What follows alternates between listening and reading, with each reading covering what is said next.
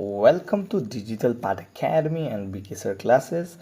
আৰু আমি যোৱাবাৰ আপোনালোকৰ কাৰণে লৈ আহিছিলোঁ পলিটি কেইটামান কুৱেশ্যন ঠিক একেদৰে আমি হিষ্ট্ৰী কুৱেশ্যনো আপোনালোকৰ কাৰণে লৈ আহিছোঁ আৰু এই সিৰিজটো কমপ্লিট হ'ব এইটো পাৰ্ট 1 হয় এই ভিডিঅ'টোৰ ঠিক আছে আৰু এইটো আমাৰ আহিবলগীয়া গ্ৰেড 3 আৰু গ্ৰেড 4 এক্সামৰ কাৰণে খুবেই ইম্পৰ্টেণ্ট হয় এই সিৰিজটো তো আহক আমি ষ্টাৰ্ট কৰোঁ এই সিৰিজটো আৰু ফাৰ্ষ্ট কুৱেশ্যনটো আমাৰ চাওঁ দ্য ফাৰ্ষ্ট কুৱেশ্যনটো আমি যদি চাওঁ who was the governor general of India during revolt of 1857 তো 1857ৰ যোনটো বিদ্ৰোহ হৈছিলে সেইটো সময়ত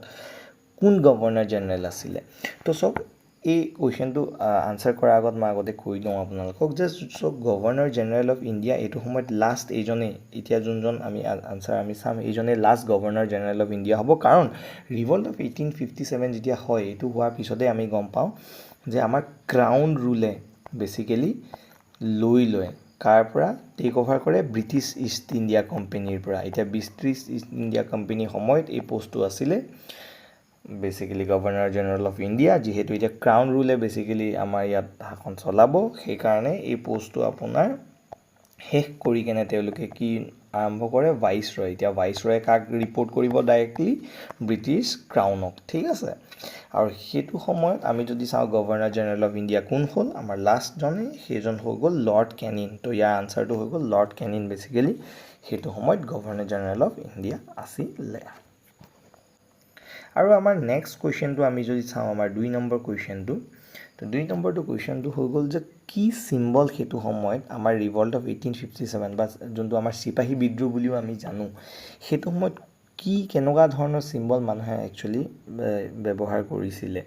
তেওঁলোকৰ পতাকাবিলাকত ঠিক আছে তো যেহেতু সেইটো সময়ত ইণ্ডিয়া এজ ওৱান সেই কনসেপ্টটো আহাই নাই হললি ঠিক আছে তো সেইকাৰণে কিবা এটাতো আমাক সিম্বল লাগিব যোনটোত মানে আমাক কমন বাইণ্ড এটা কৰে তো মানুহবিলাকে সেইটো সময়ত কি কৰিছিলে পদুম ফুল আৰু আপোনাৰ চাপাতি বেসিক্যালি লটাছ এণ্ড চাপাতি তেওঁলোকে সিম্বল হিচাপে ব্যৱহাৰ কৰিছিলে এগেইনষ্ট দ্য ব্ৰিটিছ ঠিক আছে তো ইয়াৰ আনসাৰটো যদি চাওঁ ইয়াৰ আনসাৰটো হৈ গ'ল আমাৰ এ ঠিক আছে নেক্সট আমাৰ কুৱেশ্যন নম্বৰ আমাৰ 3 টো চাওঁ কুৱেশ্যন নম্বৰ 3 হৈ গ'ল who among the following formulated and implemented doctrine of lapse তো ডক্ট্ৰিন অফ লেপছটো এই কুৱেশ্যনটোতো আপোনালোকে নিশ্চয় পাৰিবই ঠিক আছে মই আনসাৰটো দিয়াৰ আগতে আপোনালোকে প্লিজ কমেণ্ট কৰি জনাওক ঠিক আছে আৰু তাৰপিছত আমি চাওঁ আহক কি হয় ইয়াৰ আনসাৰটো ইয়াৰ আমি আনসাৰটো গম পালোঁ কোনে ডক্ট্ৰিন অফ লেপছটো বেসিক্যালি ইমপ্লিমেণ্ট কৰিছিলে তো ইয়াৰ আনসাৰটো হৈ গ'ল লৰ্ড ডেলহাউজি লৰ্ড ডেলহাউজি বেসিক্যালি তেওঁই এইটো সবচে বেছি ব্যৱহাৰ কৰিলে আৰু আমি গম পাওঁ যে ইয়াত আপোনাৰ মানে ডক্ট্ৰিন অফ লেপছত বেসিক্যালি কি হৈছিলে ডক্ট্ৰিন অফ লেপছত আপোনালোকৰ কি হৈছিলে যে যদিহে মেল হেয়াৰ নাথাকে মেল হেয়াৰ ঠিক আছে মেল হেয়াৰ যদি নাথাকে এজ ইন আমি যদি চাওঁ যদি পুত্ৰ সন্তান নাথাকে বা উত্তৰ অধিকাৰী নাথাকে সেইটো সময়ত আপোনাৰ সেই ৰজাজনৰ যোনখন ৰাজ্য থাকিব সেই ৰাজ্যখন অটোমেটিক্যালি ব্ৰিটিছৰ ওচৰলৈ ব্ৰিটিছৰ অধীনলৈ গুচি যাব তো সেইটো একচুয়ালি আছিলে ডক্ট্ৰিন অফ লেপছ তো আমি গম পালোঁ যেনেকৈ ঝান্সী হৈ গ'ল সাতাৰা হৈ গ'ল তো এইবিলাক কিছুমান ৰাজ্য ব্ৰিটিছে ডক্ট্ৰিন অফ লেপছৰ আণ্ডাৰত লৈ লৈছিলে যেহেতু তেওঁলোকৰ উত্তৰাধিকাৰী বা মানে পুত্ৰ সন্তান নাছিলে কিন্তু আমি যদি চাওঁ এনেকুৱা এখন ষ্টেট আছিলে য'ত আপোনাৰ ডক্ট্ৰিন অফ লেপছটো মেল হেয়াৰ নথকাৰ কাৰণে লোৱা নাছিলে তাত কৈছিলে যে তেওঁ হেনো মিছ গভৰ্নেন্স বা তেওঁ হেনো গভৰ্নেন্স কৰিব পৰা নাই চলাব পৰা নাই নিজৰ ৰাজ্যখন সেইটো কাৰণে লৈছিলে তো সেইটো আনসাৰটো আপোনালোকে কি হয় মোক কমেণ্ট কৰি জনাওক আৰু যাৰ আনসাৰটো কাৰেক্ট হ'ব মই তেওঁলোকক লাইক এটা কৰি দিম ঠিক আছে আৰু কমেণ্টটো যাৰ কাৰেক্ট হ'ব পিন কৰি থৈ দিম যাতে বাকিবিলাকেও আনসাৰটো গম পাওঁ ঠিক আছে নেক্সট আমি আমাৰ কুৱেশ্যনটো চাওঁ আহক তো নেক্সট কুৱেশ্যনটো হৈ গ'ল আমাৰ কুৱেশ্যন নম্বৰ 4 তো কুৱেশ্যন নম্বৰ 4ত কৈছে যে the Indian war of independence এই কিতাপখন কোনে লিখিছিলে ইণ্ডিয়ান ৱাৰ অফ ইণ্ডিপেণ্ডেন্স তো ইণ্ডিয়ান ৱাৰ অফ ইণ্ডিপেণ্ডেন্স সেইটো সময়ত লিখিছিলে বিনায়ক দামোদৰ সাভাৰকাৰে লিখিছিলে তো বেসিক্যালি VD সাভাৰকাৰে ইণ্ডিয়ান ৱাৰ অফ ইণ্ডিপেণ্ডেন্সখন লিখিছিলে আৰু চক আপোনালোক কিন্তু এক্সামবিলাকত প্ৰায় সোধেই ৰাইটাৰ আৰু বুকৰ কথা তো বুকৰ ৰাইটাৰৰ কথা খুব সোধেই তো এইটো আমাৰ কাৰণে ইম্পৰ্টেণ্ট হয় VD সাভাৰকাৰ তো আপোনালোকে মনত থৈ দিব ইণ্ডিয়ান ৱাৰ অফ ইণ্ডিপেণ্ডেন্স কোনে লিখিছিলে ইণ্ডিয়ান ৱাৰ অফ ইণ্ডিপেণ্ডেন্স লিখিছিলে বিনায়ক দামোদৰ সাভাৰকাৰ নেক্সট আমাৰ কুৱেশ্যন নম্বৰ 5লৈ আমি যাওঁ আমাৰ কুৱেশ্যন নম্বৰ 5 টো হৈ গ'ল who term the uprising of 1857 as first war of independence তো আপোনালোকে গম পায়নে যোনটো আমাৰ চিপাহী বিদ্ৰোহ বুলি আমি কওঁ বা আমাৰ কোৱা হয় সেইটোক আমাৰ ফাৰ্ষ্ট ৱাৰ অফ ইণ্ডিপেণ্ডেন্স হিচাপেও কৈছিলে যোনখিনি আমাৰ নেশ্যনেলিষ্ট ৰাইটাৰ আছিলে বেচিকেলি তো আমাৰ নেশ্যনেলিষ্ট ৰাইটাৰ্ছখিনিয়ে বেচিকেলি সেইটো ফাৰ্ষ্ট ৱাৰ অফ ইণ্ডিপেণ্ডেন্স বুলি কৈছিলে ঠিক আছে আৰু তো এইটো কোনে কৈছিলে ফাৰ্ষ্ট ৱাৰ অফ ইণ্ডিপেণ্ডেন্স তো আমি যদি চাওঁ আমাৰ VD সাভাৰকাৰে কৈছিলে এইটো ফাৰ্ষ্ট ৱাৰ অফ ইণ্ডিপেণ্ডেন্স ৱেৰএছ আমি যদি দেখোঁ ব্ৰিটিছবিলাকে যিহেতু এইটো লুকুৱাব বিচাৰিছিলে ব্ৰিটিছ ইষ্ট ইণ্ডিয়া কোম্পানীয়ে ক্ৰাউন ৰুলৰ পৰা বা তেওঁলোকৰ ব্ৰিটেইনৰ পৰা আৰু বেলেগ মানে দেশত যিমান পাৱাৰফুল দেশ আছিলে বিশেষকৈ সেইটো সময়ত ফ্ৰান্স বেছি পাৱাৰফুল আছিলে তো তেওঁলোকে কৈছিলে যে এইটো এটা আচলতে সাধাৰণ চিপাহী বিদ্ৰোহ হয় কিন্তু আমি চাওঁ সেইটো কাউণ্টাৰ কৰিবলৈ আমাৰ নেশ্যনেলিষ্টবিলাকে এইটো কৈছিলে যে এইটো ফাৰ্ষ্ট ৱাৰ অফ ইণ্ডিপেণ্ডেন্স হয় ঠিক আছে নেক্সট আমি চাওঁ আমাৰ 6 নম্বৰ কুৱেশ্যনটো 6 নম্বৰ কুৱেশ্যনটো হ'ল who among the following was the leader of 1857 revolt in Assam অসমৰ লিডাৰ সেইটো সময়ত কোন আছিলে এটা আনসাৰটো আমি সবেই গম পাওঁ মণিৰাম দেৱান আছিলে লগত কোন আছিলে তেওঁৰ তো ইয়াত বহুতে কিন্তু কনফিউজ হয় যেনেকৈ A আৰু D দুটা অপশ্যন দেখি কেনে পিয়লি ফুকন পিয়লি বৰুৱা তো পিয়লি ফুকনৰ কথা আমি প্ৰথম পাতি লওঁ সব একচুৱেলি 1830ত ব্ৰিটিছে একচুৱেলি তেওঁক ফাঁচি দি দিয়ে ঠিক আছে আৰু পিয়লি ফুকন কাৰ পুতেক আছিলে তেওঁ বদন চন্দ্ৰ বৰফুকনৰ পুতেক আছিলে ঠিক আছে আৰু পিয়লি ফুকনে প্ৰথম যোনটো আপৰাইজিং আমাৰ মানে ফেমাছ ধনঞ্জয় হেতি কৰিছিলে সেইটো সময়ত তেওঁ একচুৱেলি আমি দেখা পাওঁ তেওঁলোকৰ লগত হেৰি কৰিছিলে আহোম মনাৰ্কিটো আনিবলৈ একচুৱেলি প্ৰথম নহয় আমি ক'ব পাৰোঁ ছেকেণ্ড আপৰাইজিংটো হয়নে সেইটো সময়ত আৰু পিছত পিয়লি ফুকন আৰু জিয়ৰাম দুলীয়া বৰুৱাক একেলগে আমি গম পাওঁ ফাঁচি দি দিয়ে 1830ত আৰু এইটো সুধিছে আপোনাক 1857ৰ ৰিভল্ট তো 1857ৰ ৰিভল্টৰ ক্ষেত্ৰত আমি চাওঁ মণিৰাম দেৱানৰ লগত কোনে বেচিকেলি টিম আপ কৰি কেনে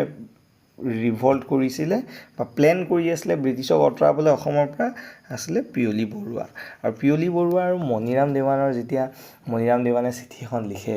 আৰু সেইখন বেচিকেলি কেপ্টেইন হল ৰয়ডে আপোনাৰ ইণ্টাৰচেপ্ট কৰি লয় সেই চিঠিখন তাৰপিছতে এই দুইজনকে বেচিকেলি ধৰি কেনে আমি দেখোঁ কেপিটেল পানিছমেণ্ট দিয়ে আৰু তেওঁলোকক ফাঁচি দি দিয়ে ঠিক আছে তো ইয়াৰ আনসাৰ হ'ব পিয়লি বৰুৱা ঠিক আছে কনফিউজ নহ'ব নেক্সট আমাৰ কুৱেশ্যন নম্বৰ 7 টো চাওঁ হওক ইয়াত কৈছে এডুকেটেড মিডল ক্লাছখিনিয়ে কেনেকুৱা ধৰণৰ ৰোল প্লে কৰিছিলে বেটেল অফ আমাৰ যোনটো ৰিভল্ট অফ 1857ত তো তাত আমি চাওঁ প্ৰথম কুৱেশ্যনটো ইয়াত প্ৰথম অপশ্যনটো হৈ গ'ল অপ'জ কৰিছিলে নেকি অপ'জ কৰা নাই আমি গম পালোঁ ছাপৰ্টো কৰা নাই আৰু তেওঁলোকে ইনফেক্ট ইণ্ডিয়ানছখিনি এগেইনষ্টতো লগা নাছিলে যোনখিনি এগেইনষ্টে ৰিভল্ট কৰিছিলে তেওঁলোকৰ এগেইনষ্টতো লগা নাই আমি যদি চাওঁ যোনখিনি এডুকেটেড মিডল ক্লাছ আছিলে তেওঁলোকে নিউট্ৰেল আছিলে তেওঁলোকে না ইণ্ডিয়ানখিনি যোনখিনি ৰিভল্ট কৰিছিলে তেওঁলোকক ছাপৰ্ট কৰিলে না ব্ৰিটিছখিনিক ছাপৰ্ট কৰিলে তো তেওঁলোক বেচিকেলি আমি চাওঁ মিডল পাৰ্টত লৈছিলে তেওঁলোক নিউট্ৰেল আছিলে সেইটো সময়ত আমি দেখা পাওঁ ঠিক আছে নেক্সট আমাৰ কুৱেশ্যন 8 নম্বৰ কুৱেশ্যনটো হৈ গ'ল দ্য মেইন ৰিজন বিহাইণ্ড ৰাইজ অফ নেশ্যনেলিজম ইন ইণ্ডিয়া তো নেশ্যনেলিজম আমাৰ ঠিক আছে নেশ্যনেলিজম আমাৰ কেনেকৈ বাঢ়িলে ইণ্ডিয়াত তো আমি যদি চাওঁ ৰিভল্ট অফ 1857টো আমাৰ প্ৰথম আমি ক'ব পাৰোঁ ইগনিশ্যন প্ৰথম জুইটো ৰিভল্ট অফ 1857ৰ পৰাই লাগিলে বুলি ক'ব পাৰোঁ বা এইটো আৰম্ভণি হ'ল এইটোৰ পৰাই আমি দেখিলোঁ মানুহবিলাকৰ মনত চেণ্টিমেণ্ট আহিলে যে এতিয়া আমাৰ নেশ্যনেলিজমৰ ভাৱনাটো ৰিভল্ট অফ 1857ৰ পৰা আৰম্ভ হ'ল বুলি আমি ক'ব পাৰোঁ তাৰপিছত আমি দেখোঁ প্ৰেছ আৰু নিউজ পেপাৰ ঠিক আছে এইকেইটা বস্তুৱে বহুত ডাঙৰ ৰোল প্লে কৰিলে কাৰণ যেনেকৈ আপোনালোকে চাওক যোনটো আপোনাৰ মানে যেনেকৈ আপোনাৰ ড্ৰেইন অফ ৱেল্থ থিয়ৰিটো বেচিকেলি আপোনাৰ দিছিলে আমাৰ দাদা ভাই নৰজী হেতি ঠিক আছে আন ব্ৰিটিছ ৰুল অফ ইণ্ডিয়াখনত তাত তেওঁলোকে লিখিছিলে তো এইবিলাক কথা মানুহবিলাকে কেনেকৈ গম পালে এই প্ৰেছ আৰু নিউজ পেপাৰৰ থ্ৰু দিয়ে গম পালে প্ৰেছ আৰু নিউজ পেপাৰৰ থ্ৰু দি মানুহবিলাক সজাগ হ'ল এৱেৰনেছ বাঢ়িলে আৰু তেওঁলোকে গম পালে কেনেকৈ ব্ৰিটিছে আমাক ইয়াত লুটি আছিলে ঠিক আছে তেনেকৈও আমি গম পালোঁ যে ব্ৰিটিছৰ প্ৰতি যেতিয়া মানুহবিলাকে ব্ৰিটিছৰ একচুৱেল কথাটো গম পালে তেতিয়া নেশ্যনেলিজমৰ ভাৱনাটো মানুহৰ মনত সোমালে আৰু বা আমি ক'ব পাৰোঁ দেশ প্ৰেমৰ ভাৱনাটো সোমালে আৰু আমি গম পাইছোঁ যোনটো influence of western thought definitely আমি যদি চাওঁ সেইটো সময়ত ইউৰোপত কি হৈ আছিলে যেনেকৈ আমি দেখা পাওঁ যে ফ্ৰেঞ্চ ৰেভলিউশ্যন হ'ল ফ্ৰেঞ্চ ৰেভলিউশ্যনৰ পৰাও আমাৰ কিন্তু আমি গম পাইছোঁ যে আমাৰ যোনখিনি একচুৱেলি কলকাতাত পঢ়ি আছিলে বা আমাৰ যিমান কলেজত পঢ়ি আছিলে যে এডুকেশ্যন দিছিলে তেওঁলোকে ফ্ৰেঞ্চ ৰেভলিউশ্যন যেতিয়া পঢ়িলে তেওঁলোকে ৰাছিয়ান ৰেভলিউশ্যন যেতিয়া পঢ়িলে তাৰ পৰাও কিন্তু এই দেশপ্ৰেম বা আমাৰ ৰাইজ অফ নেশ্যনেলিজিম আমি ক'ব পাৰোঁ আমাৰ মানুহবিলাকৰ মনত সোমালে আৰু আমি গম পালোঁ যে ইয়াৰ আনচাৰটো আটাইকেইটাই হ'ব তো অল অফ দ্য এবভ হ'ব ঠিক আছে তো গোটেইকেইটা আনচাৰে আমাৰ কাৰেক্ট হয় ইয়াত আমি যদি চাওঁ নেক্সট আমি চাওঁ আমাৰ 9 নম্বৰ প্ৰশ্নটো 9 নম্বৰ প্ৰশ্নটো হ'ল যে প্ৰথম কোনটো পলিটিকেল অৰ্গেনাইজেশ্যন আছিলে ইণ্ডিয়াত ফাৰ্ষ্ট পলিটিকেল অৰ্গেনাইজেশ্যনটো কোনটো আছিলে তো চনটো আমি গৈছোঁ গম পাইছোঁ 1838ত আমাৰ ফাৰ্ষ্ট পলিটিকেল অৰ্গেনাইজেশ্যন হ'ল আৰু এইটো আছিলে আপোনাৰ লেণ্ড হোল্ডাৰ্ছ ছ'চাইটি বুলি কয় বা জমিনদাৰ্ছ এছ'চিয়েশ্যন ঠিক আছে তো এইটো আপোনাৰ ফাৰ্ষ্ট আমি গম পাইছোঁ আমাৰ পলিটিকেল অৰ্গেনাইজেশ্যন আছিলে নেক্সট আমি চাম লাষ্ট আমাৰ যোনটো 10 নম্বৰ কুৱেশ্যন 10 নম্বৰ কুৱেশ্যনটো হৈ গ'ল for which of the following session আমি যদি চাওঁ কংগ্ৰেছে কোনটো ছেশ্যনত আমাৰ ফাৰ্ষ্ট ৱমেন প্ৰেছিডেণ্ট মানে ফাৰ্ষ্ট ৱমেন প্ৰেছিডেণ্ট কংগ্ৰেছৰ কোনটো ছেশ্যনত ইলেক্ট কৰিছিলে আনচাৰটো আমি গম পাওঁ কোন হয় এনি বেচেণ্ট কিন্তু কোনটো ছেশ্যনত আছিলে তো ইয়াৰ কাৰেক্ট আনচাৰ যদি চাওক কেলকাটা ছেশ্যনত আছিলে কোন কেলকাটা ছেশ্যন 1917ত ঠিক আছে তো এইটো আমি গম পালোঁ তো আপোনালোকে first women Indian women president INC কোন হয় সেইটোও গম পায় সৰোজিনী নাইডু আপোনালোকে মোক আনচাৰ কৰি দিয়ক কমেণ্ট বক্সত যে সৰোজিনী নাইডু কোনটো ছেশ্যনত আৰু কোনটো চনত কোনটো ইয়েৰত বেচিকেলি প্ৰেছিডেণ্ট হিচাপে ইলেক্ট হৈছিলে INC ঠিক আছে যাৰ আনচাৰটো কাৰেক্ট হ'ব মই সেইটো লাইক এটা কৰি দিম আৰু আনচাৰটো পিন কৰি দিম কাৰেক্ট আনচাৰটো যাতে বেলেগেও পিছত ভিডিঅ'টো চালে কাৰেক্ট আনচাৰটো গম পাওঁ তো আজিৰ ভিডিঅ'টো ইয়াতে আমি শেষ কৰিছোঁ আৰু এনেকুৱা ভিডিঅ' মই আপোনালোকলৈ আনি থাকিম যিহেতু পৰীক্ষা পালেহি বহুত ওচৰত আছে তো মই ৰেগুলাৰ আপোনালোকক এটা বা দুটা ভিডিঅ' এনেকৈ আনি থাকিম আপোনালোকৰ কাৰণে ঠিক আছে আজিলৈ থেংক ইউ